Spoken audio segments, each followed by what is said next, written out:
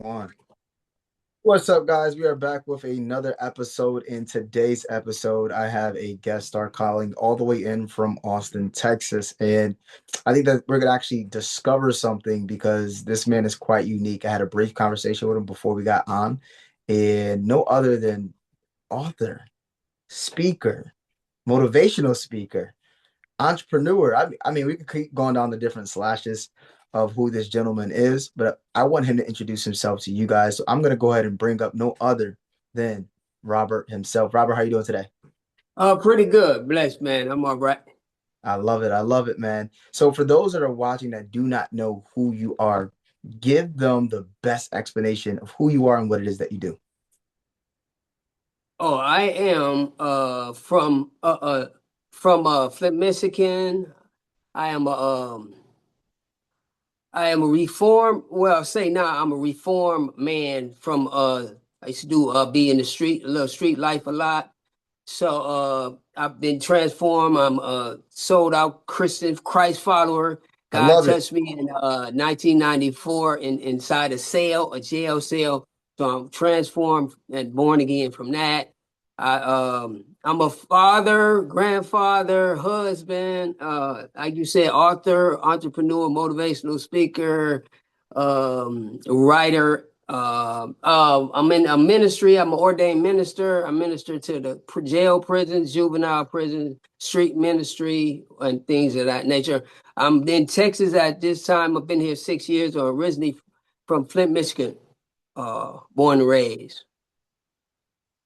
I love that, man. And I what I really love is the fact that not only did your life change, but now your purpose is built on what God has brought you out of and where He's bringing you to now. And everything you've been building so far is on the stumbling blocks of who else is He calling? Who else is probably in that place? So let me ask you, what was that mindset shift that you had outside of your encounter? What was that mindset shift that taking place that you are now producing into others? My mindset at the time was I was tired of being the way I was, the person I was, and doing the things that I was doing. At the time, I was little background. At the time in the criminal system, I was facing life without parole in Michigan, D.O.C. criminal system.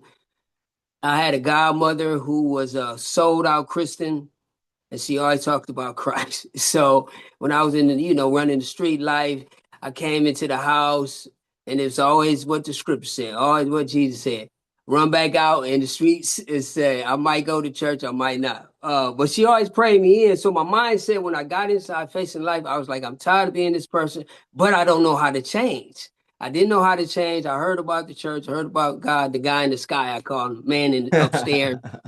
So I just was tired. I just was fed up. I just, the drugging and the street and the gang banging and things of that nature inside of that cell. I didn't know where else to go. And I didn't know how to change, but I was tired of being who I was, hurting the people and doing what I was doing at that time. So my Mm, mindset had changed to being this tired of doing what I was doing. I love that, man. You know what? And it's funny, even this podcast has nothing to do with me, but I come from that same exact familiar background. And for me, it was 2024, when I gave my life to Christ. And I feel like I'm on that same path. So I'm looking forward to hearing your message. So what is for someone right now that's watching us that doesn't really know how to start out the right way, and you're going into these prisons and you're going into these schools and you're going on these stages, like what was that moment that really pushed you into to take this path serious and kind of give us a little bit of that training? Yeah, at the time I had connected with Shining Light Ministry in Flint, Michigan, and it was a church that was going inside of the juveniles. And what happened while I was incarcerated in my city of Flint, I was seeing the newspaper come in and it was showing that the youth was being violent, like black on black crime. They was hurting each other, gunning down each other. And I said, I prayed out to the Lord and said, if you allow me to get out, or when you allow me to be released, I want to give a message to them, and I want to be going into the places where they're going, like the jails and juvenile, and speak to them. So I used to keep the clippings from the newspaper, And then I started writing out my story, and I kept a lot of them clippings, and I said to myself, I'm determined when I get out, I will tell these young people that what they think is glitter like gold is the life to be. It ain't what you seen.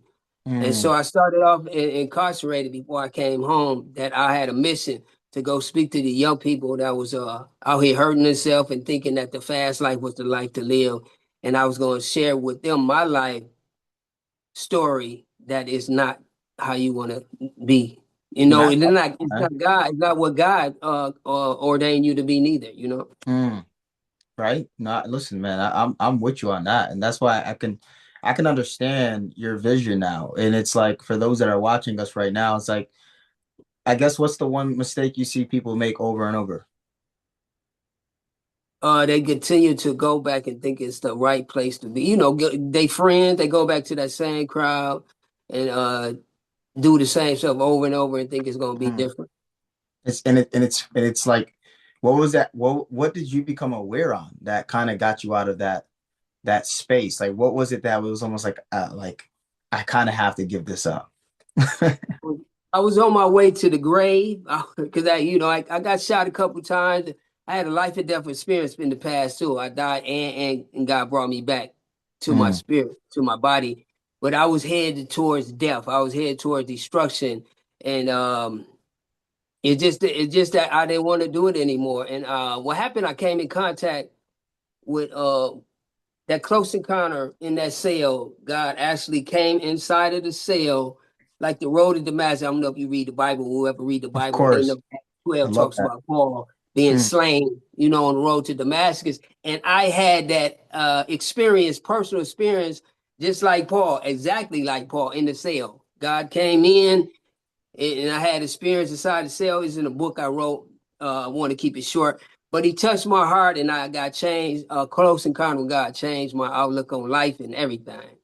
wow, man, wow. And I know there's someone right now that is just like, how can I improve my situation today by listening to you, Robert? My message would be to look within inside yourself and make a heart. They said, some people, they try to change in different ways or try to change because of somebody else. A person, you have to change for yourself. And then you Mm, have to understand that you got a golden potential inside of you that God only unique put inside of you, and that you're better, that you're mm, not just what you're doing now, that you mm, can do better, that you have better, that God created you with potential inside of you that you can do. You don't have mm, to do that bad stuff, that wrong stuff mm, to be important, to feel important, to fit in. I know you might want to fit in and might want to be, because I was in this gang and I wanted to be a part of something, so mm, I joined it. They got negative, but you don't even have to go down that road because God has ordained places and people for you to be with without all the negative, with all the drinking and cussing and drunken and the parties and stuff. You can be in a positive atmosphere and not have all that. mm. For someone watching right now, because you're definitely talking to them. For someone watching right now, doubting themselves, what would you say to them, Robert? That is possibly in your book or something you're probably working on right now. I can say that I came from nothing. I came from the streets of Michigan, out there. Just my parents had passed. Well, I had parents pass away when I was 7 and 14. I had no parents. I was in the street since 12 years old. I did wrong, a lot of wrong. And at the point in my life, I was 24, 23 when I went inside the jail. God stopped me at 23 and he set me aside, and he could set you aside as well and say, stop. I have this plan for you. I have this purpose for you. I want you to be on this road. This is what I've written out for you, not that. And right now, I have been around in a couple states speaking, and I got a business right now. I do shirts, hat, no shame in the name of Jesus. I got 4 brands out. What people came into my life and they helped me change. I got married, that helped me change. My children, I got 9 children and grandchildren, but they helped me change. And I'm living for a reason now. I got a purpose now. That's what I Hmm. would say. Mhm. First of all, Robert, we 9 children, man. You got a whole football team. You only missing a couple of players. Yeah, they from 38 down to 5 year. I got a 5 year old right now, a boy.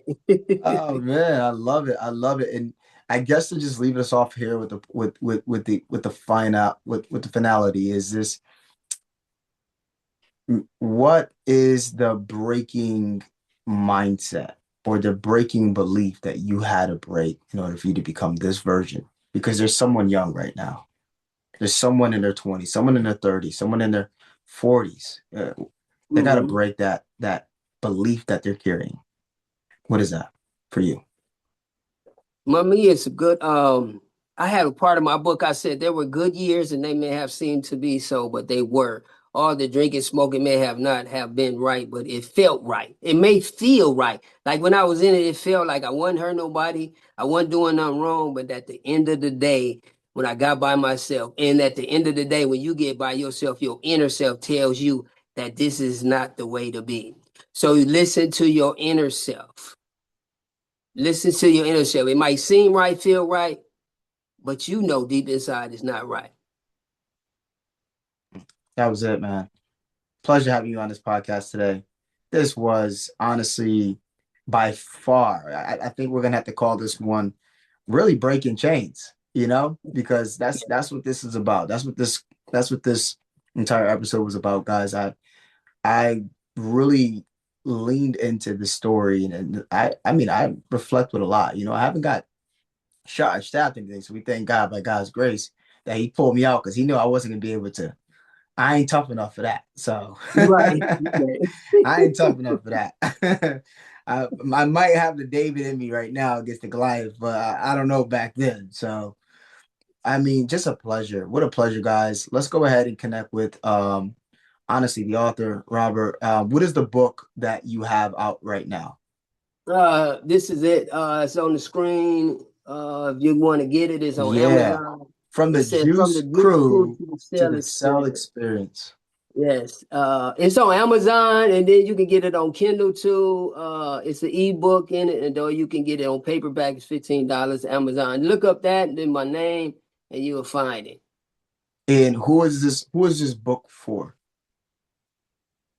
I said this book is for, and I'm gonna give you, because I wrote it in here if I can find it. This is dedicated to the streets from the streets by the streets. My youth years and peers from the hood of Dewey Park to Gillespie Street. The people who need to read this is my own children as well. They know who they are. I wouldn't trade my children for the world. They have been my motivation for pouring out this story for years and they don't even know it. They are a blessing from God, even though we don't see each other as much as we should. At this time, they are all grown and on their own. Hmm. I write this to the little youth, young boys and girls. I can relate to y'all and I feel y'all. And I wrote this story for y'all can have a way out and don't believe that that's the way it's to go. Hmm. That's a blessing, man. Guys, what a great episode today here with Robert. Let's go ahead and I'm going to put the links to his book down below, guys. So make sure you guys go ahead and check out his book. Be sure to go ahead and rewatch this episode. He has definitely put some key wisdom gems in there on really just removing yourself from environments. I grew up in obviously in an urban neighborhood, and if it wasn't for personal development to take me out of that first, man, that changed everything for me. Was that the personal development, finding a Tony Robbins, finding a Bob Proctor, finding a Les Brown, finding a Dr. Miles Monroe. It really changed my circumstances. And then obviously, coming to God, coming to Christ, having him really pull you out that past will change everything. And I think you said two good principles today. One, personal development, and other, you gotta let God lead you. So I think I love this episode today, man. I definitely loved my time with you guys. Go back and watch this episode, and we'll see you guys on the next one. Peace.